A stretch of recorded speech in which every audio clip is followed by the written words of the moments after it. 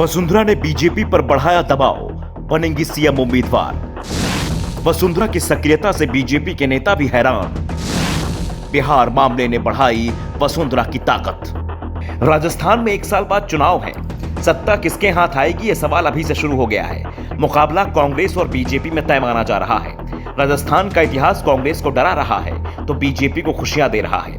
2.5 दशक से राज्य में कोई भी दल लगातार दूसरी बार सरकार नहीं बना पाया है, जिसके बाद बीजेपी नेता दावा कर रहे हैं कि अब उनकी सरकार बनने वाली है। बस 1 साल का इंतजार है। चुनाव पहले हो जाए तो सरकार भी पहले बन जाएगी। दूसरी ओर कांग्रेस को इतिहास बदलने का भरोसा है और ये भरोसा भी हाल ही में बीजेपी को मिली सफलताओं ने कांग्रेस को दिलाया है। यूपी में बीजेपी ने दूसरी बार सरकार बनाई है। राज्य के 3.5 दशक बाद ऐसा हुआ है कि कोई दल 5 साल पूरा करने के बाद फिर से सरकार में आ गया। उत्तराखंड में तो यह पहली बार हुआ है कि पार्टी लगातार दूसरी बार सत्ता में आई है। गोवा में भी लंबे समय के बाद किसी दल ने बहुमत हासिल किया है। पंजाब में तीसरी पार्टी ही सत्ता में आ गई।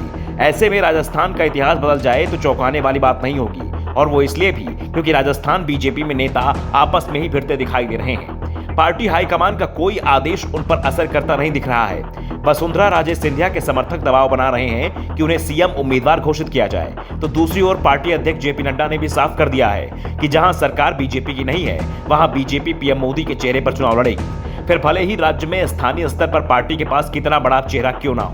दरअसल बीजेपी की दिक्कत है कि राजस्थान में बीजेपी के पास आधा दर्जन से ज्यादा चेहरे हैं और इन सभी के अलग अलग गुट बने हुए हैं जो दूसरे को हर हाल में नीचा दिखाने का मौका तलाशते रहते हैं। वसुंधरा राजे सिंधिया, सतीश पुनिया, गजेंद्र सिंह शेखावत, गुलाब चंद कटारिया, घनश्याम दास तिवारी, भूपेंद्र यादव और राज्यवर्धन सिंह राठौर और भी कई नाम हैं जो सीएम पद पर अपनी दावेदारी जता रहे हैं। लोकसभा अध्यक्ष ओम बिरला भी राजस्थान से ही आते हैं। गुटबाजी के चलते बीजेपी को बड़ा नुकसान दिखाई दे रहा है। पार्टी हाईकमान को भी इस बात का एहसास है, इसलिए जेपी नड्डा ने वसुंधरा राजे सिंधिया और सतीश पुनिया दोनों से बात की, समझाया मिलकर काम करें, एकता चलो की नीति पर न चले।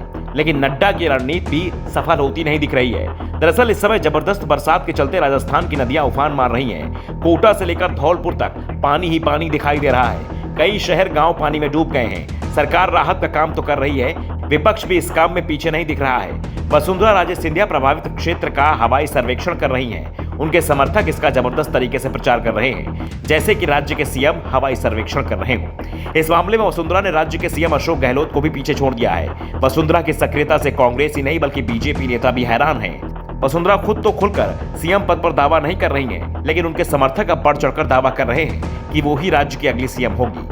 बिहार के घटनाक्रम ने भी वसुंधरा को ताकत दे दी है।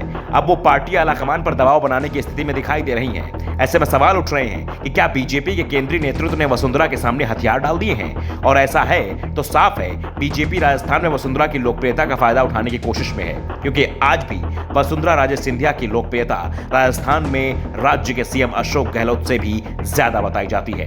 Bureau report, the Navdarpan news.